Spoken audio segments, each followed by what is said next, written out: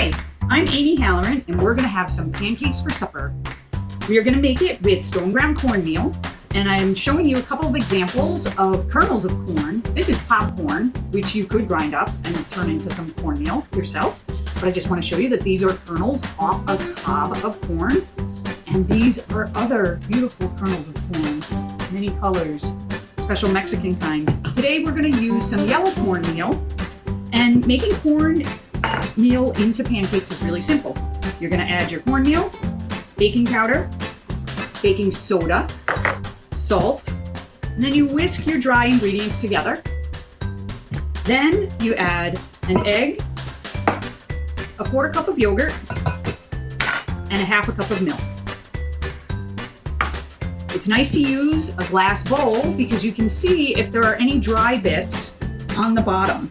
You want to make sure everything's incorporated so that you don't have little bits of flour in your bowl.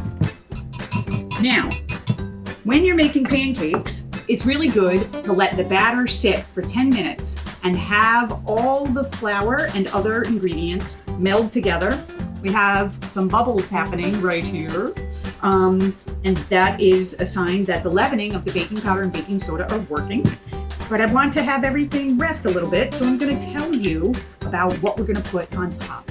You don't have to just have maple syrup on your pancakes. That's a very nice dessert pancake or breakfast pancake, but for supper, you might want some yogurt. You could have plain yogurt, or you could have some with chopped up bits of celery tops or any kind of herb and garlic. Another fantastic thing to put on top of your pancakes are corn and onions and sweet bell peppers. Avocado is nice, as well as fresh peppers without being cooked, and of course, tomatoes. Corn and tomatoes are really friendly and they go nicely together. So let's go over to the griddle and see what they are like.